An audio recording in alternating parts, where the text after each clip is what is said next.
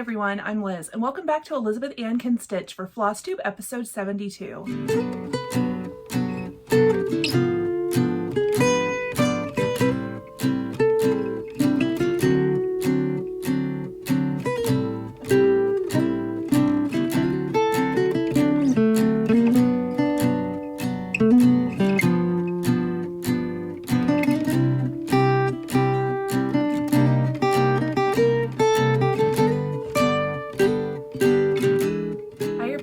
Welcome back to my channel. I'm Liz, and thanks for joining me to talk about cross stitch and quilting and all the other crafty things I get up to during the week. Thank you guys so much for the love on my last video. I love that you guys love when I have my family on. I obviously am very close to my family, so anytime I can drag a sister or a mom into the video, I will do it. At some point, I want to make my Aunt Norma, if you're watching, I feel like you need to come on and talk about all your crafty stuff, because her and my mom like grew up just making things, and I don't know how much she still sew, but she used to make all her clothes and makes a lot of Afghans and jewelry and all kinds of cool stuff. So maybe at some point I'll get Aunt Norma on. But anyways, thank you for all the love on Allison, and I only get a little jealous when people talk about, you know, how natural she is on camera. But yes, that's such a dumb thing to say. I'm not jealous at all. But I do think it's funny when people point out how similar we sound. Yes, we have very similar mannerisms and a similar voice. We actually work together, and occasionally we'll be on the same meetings, like on conference calls, and people can't tell our voices apart, and they're like, wait, was that Elizabeth or Allison? So yeah, don't worry, it's not just you guys. No one can tell our voices apart. I feel like Lynn, my sister, who is just a year and a half younger than me, she and I growing up always had similar voices. I don't know if they're still the same now, but like definitely in high school, if one of us answered the phone, I don't think my parents knew if it was me or Lynn, so we all just kind of sound alike. Okay, Jonesy update. I shared with you guys in my last video what a naughty kitten he was by jumping onto our counters and trying to eat excuse me, and trying to eat everything that's not nailed down in our house. It's gotten a little bit better this week. I did some Googling and read some comments, and it's because, you know, he was abandoned and then brought to the shelter, and he has some food insecurity issues and thinks that, you know, he doesn't know where his next meal is coming from, so he scrounges 24/7.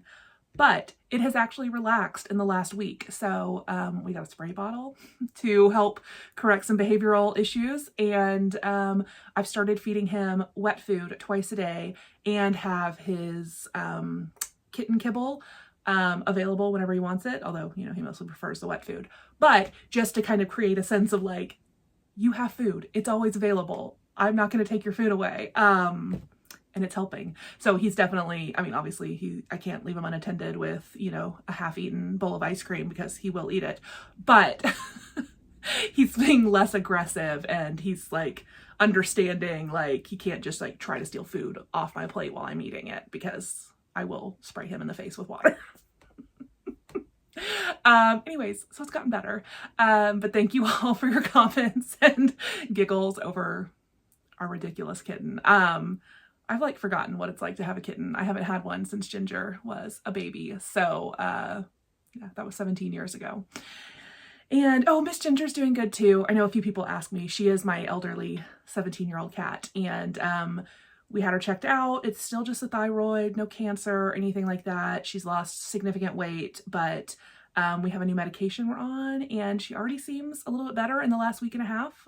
So fingers crossed that she'll still be with us for a while longer, as long as we can keep her. So anyways, kitties are doing good. Diego still loves having his kitten to chase around the house and wrestle with, and it's hilarious and adorable. So I wanted to start out this video by trying something new and doing a previous finishes segment. So I am totally stealing this idea from Julie, Kansas City girl in a Colorado world, who has an amazing Flosstube channel, who I'm sure you've watched, but I'll link her down below. And she does a thing where she shares her previous finishes from this time a year ago. And so I thought, okay, that sounds awesome, because who doesn't want to just like pull out pretty finished objects and show them off? And I never got my stuff together to do a 2021 finishes parade. Everything is kind of everywhere, and it's much easier if I just pull things out in a few at a time, kind of like as the time arises. I'm explaining this terribly. So what that means is I'm going to show you everything I finished in January 2021 in this video, and that was 4 things. So let's do a little previous finishes from this time a year ago. So the first thing I finished was Blackberry House by Plum Street Samplers. And this was last year's Samplery goal. And I know I haven't talked that much about Samplery this year, and it's because I haven't really been doing it, to be honest. I finished my Winter Rose Manor, but then I haven't really focused on a sampler. I worked on my land that I love for a week, but you know, I didn't make any other goals for like what I'm going to finish during Samplery.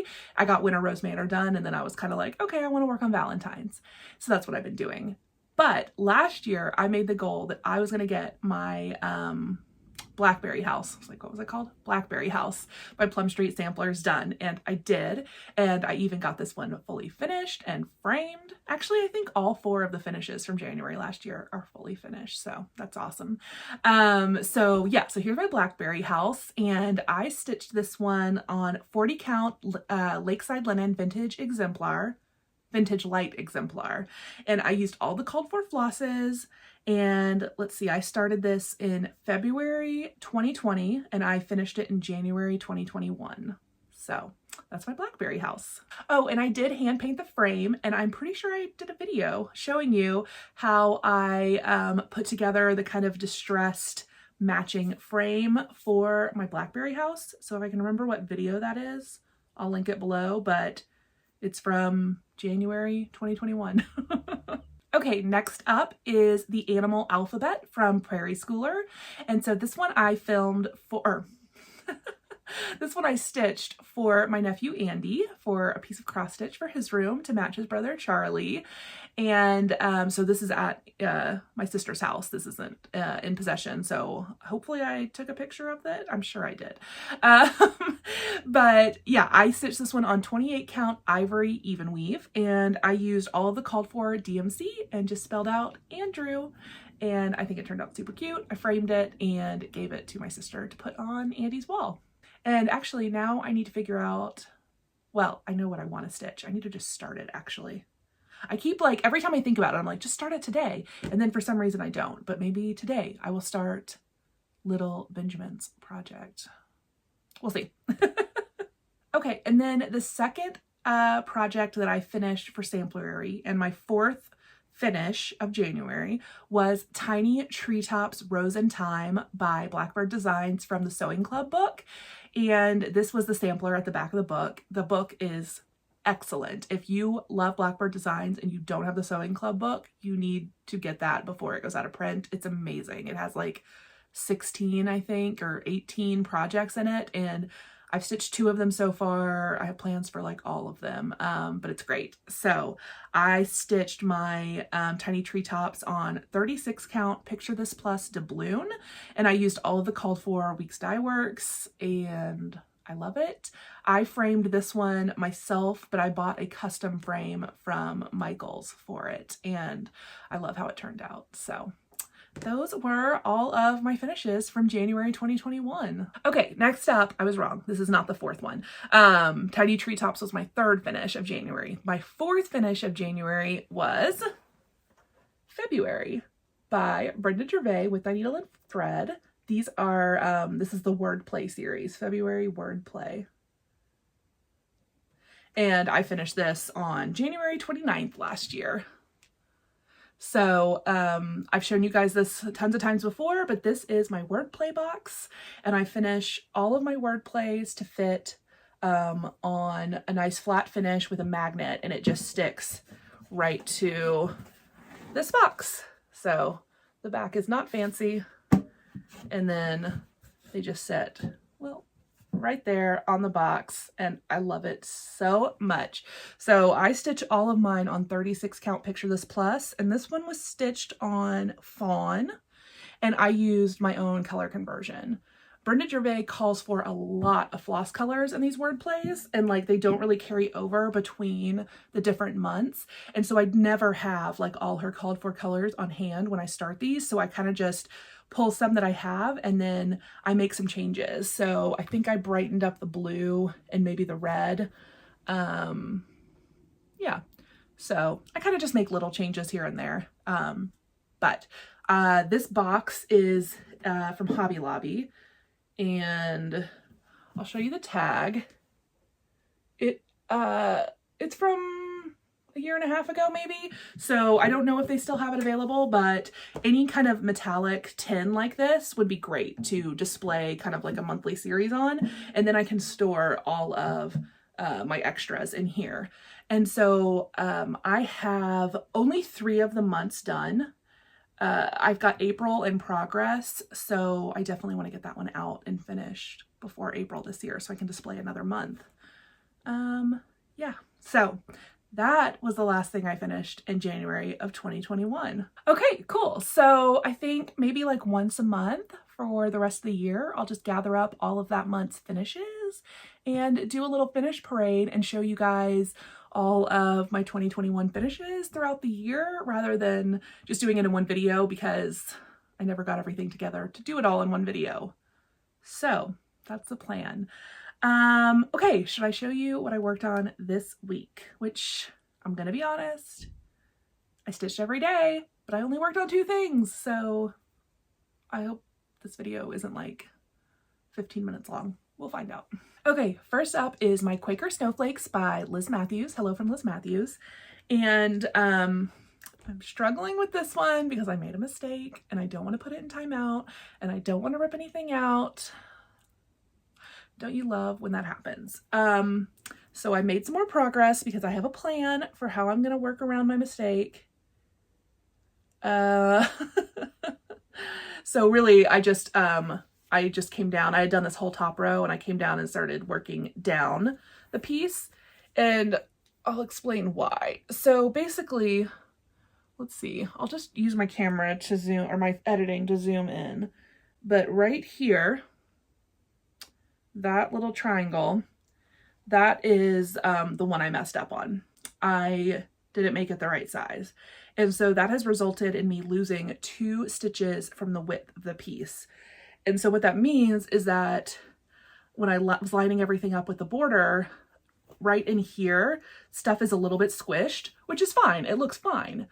But the problem is the bottom of this pattern has a matching triangle border. And so I'm a little worried if I do the bottom border correct, how lopsided or off it will look up top. So what I'm trying to do is I'm trying to go all the way down to the bottom of the chart over here. And so I can do those bottom borders correctly and then kind of see how it looks with the top before I fill everything in, because if I need to unpick some, I want to, like, I know everything on the right side of the chart is, correctly stitched. So I'm trying to go down the whole right side and come over and see what I can fudge to like make everything line up. I mean, this is a Quaker where things are like randomly spaced. So like, I feel like I'm going to be able to make it work, but, I really hate when I make mistakes like that, especially because like it's such a repetitive border and I just made that triangle, you know, the wrong size. So that's annoying, but whatever, it'll work out. So anyways, I'm stitching this one on 40 count Picture This Plus Fathom, and I'm using white NPI silk. I think I'm using 991B, and I absolutely love it. Love, love, love the pattern, love it on this fabric. I'm just annoyed at myself for making a mistake, but I'm hoping it won't be too noticeable. once I get the bottom borders in. So that's what I'm going to go down and do. And then I'll decide if I have to rip anything out or not. Okay. I'm like feeling very sorry for myself on this one because I was like, oh, I'm making such good progress. It's so cute. Oh, I made a mistake. And you know how I realized I made the mistake? I took a picture of this and posted it on Instagram, I think last week. And it's like so embarrassing. I was like admiring my stitching on Instagram. Like my own picture popped up into my Instagram feed like later that day. And I was like zooming in on the picture and I was like, oh, it looks so good. And then I was like, why is that triangle smaller than all the rest of them? And then I went and looked at the pattern and I was like, cool, because I made a mistake. So, yeah, that was fun. I was like, look how good it looks. Oh, I made a mistake, but that's fine. I'm glad I noticed. And so I can kind of like try to like plan and work around it. So that's the first whip. Second whip. It's a very exciting one. Oh, I forgot to grab the pattern. Okay, this is the Be Mine Biscornu from Heartstring Samplery. And you've seen me stitching this the past 3 weeks. And I finished the top of it. I'm so excited. Look how cute.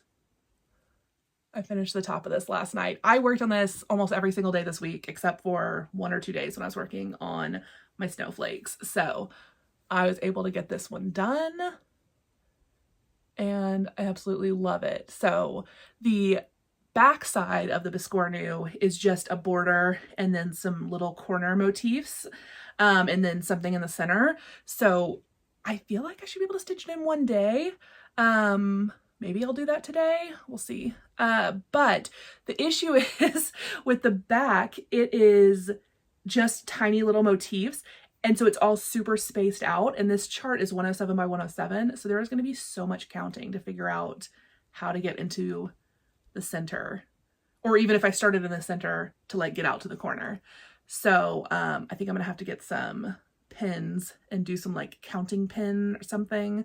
Or maybe I'll mark my border every 10 stitches or something. I don't know. I'm gonna have to play around with that today and figure out how to accurately count everything so that I end up with a Biscornu that looks good. I've also been watching a lot of YouTube tutorials and reading through a lot of people's just like blog tutorials. And it seems like 99% of people backstitch and then use the backstitch to sew it together. But Beth Twist from Heartstring Samplery does not call for backstitch on this Biscornu. And I did find some instructions for putting together a Biscornu without backstitch, like just using the holes of the linen. So I think that's what I'm going to try and do. If anyone has a really good Biscornu tutorial recommendation, I've watched the Tiny Modernist one and I'm forgetting who else I watched. But anyways, if you have like a really good one you recommend, please feel free to tell me below because I'm hoping maybe if I can get that backside block done in like a day, maybe I'll have time to finish this next weekend. So we'll see. But okay, yeah, let's see. What am I stitching this on? I'm stitching this on 40 count Old Town Blend by R&R, and I'm using the called for colors, except I changed my red to Red Rocks from Weeks. Okay, so the only other thing I worked on this week was some sewing. I continued to work on my single girl quilt by Denise Schmidt, and I am loving it. It's just super tedious. I did make 7 blocks this week, so I'm staying on schedule. I decided I was going to make 1 block a day. I mean, I made them all on the same day, or maybe over 2 days, but whatever, it's fine. So I think I've got 20 of my 48 blocks done. No, 19 of my 48 block. I think I had 12 last week. I've got 19 now. Whatever, it's fine. I'll get to 48. And I also managed to cut out all of the rest of my backgrounds, like so the wedges and the little, I don't even know what you would call this shape, but basically, yeah, I just sewed a lot more of my rings together. Ooh. And I'm doing like all these different background prints, in order to make it just kind of more interesting and not just like a plain background. So it'll have all kinds of different, you know, like this is a new one that I did, this kind of little pink background print. And then I have a green background print, and I have this super bold kind of typewriter key newsprint one that's super cool. And then a lot of them are going to be this kind of gray and white, and yeah. So anyways, I got all the backgrounds cut out. I've got everything ready to be assembled, which is super exciting. And I forgot, like 5 or 6 years ago, I had bought backing fabric for this. That actually is like my favorite print from this collection. Let me grab it. Never mind. It is like firmly wedged in the middle of that stack, and if I pull it out, the whole thing's gonna come tumbling down. Maybe if I can find a picture of the print, I'll put it on the screen. But anyways, I'm so glad. Past Liz planned ahead and bought some backing, so I really just need to get this one done. And I don't know, I can't decide if I'm gonna send this one off for quilting or if I'm gonna do it myself. I feel like the pros for doing it myself are that if any of my circles are kind of wonky, like if you've sewn curves, you know, like sometimes things aren't perfectly square once you iron everything out. And then I feel like if I quilt it myself, I can kind of know that and work around that and try to avoid getting wrinkles and things. But that also sounds like no fun, so maybe sending it out is the answer. But then like would whoever I send it out to be annoyed with me for sending them a wonky quilt top? These are the thoughts in my brain. Anyways, okay, that's what I worked on this week. I also have a little bit of happy mail and haul to share with you guys. So let me get into that. Okay, so I got a piece of happy mail this week from Suzanne from Ontario, Canada. Hi, Suzanne. I hope I'm saying that right. It's only one N, so I'm just gonna say Suzanne. You can tell me if I'm wrong. But she had reached out and asked if I wanted some charts to use as giveaway or to keep, and I said sure. And so she sent me this big old stack of fun charts, and some of which I'm definitely gonna keep, and some of which I already have, so I'll use in giveaways. This one I am super excited about. It's called Christmas Land, and I don't even know if I'd ever seen this before. Raise the Roof Designs. So yeah, I'm definitely keeping that one. Oh, and I'm pretty sure I have this one. I think this is a duplicate, but Candy Cane Wishes from Brenda Gervais is another excellent one. And I love the little Lizzie Kate Santas. So she sent me all kinds of good stuff. Oh, the Madame Chantilly Halloween tray.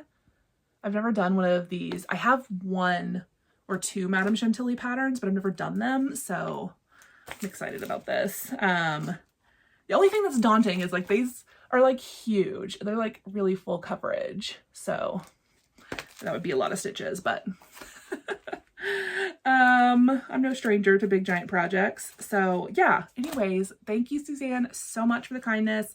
I need to get together some giveaways and get organized because I did hit 13,000 subscribers last week, which is still insane to think about. So I don't think about it that much.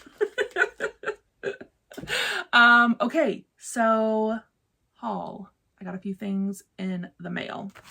I got my Fat Quarter Shop Fine Floss Fix from the January 2022 club. I belong to the NPI Silk Club and I absolutely love it. I've now got a really good stash of colors of NPI going, so that's fun. And it's fun to sub them out like for DMC on certain projects where I don't want to variegate, or like I don't feel like I need variegation and I want to use silks.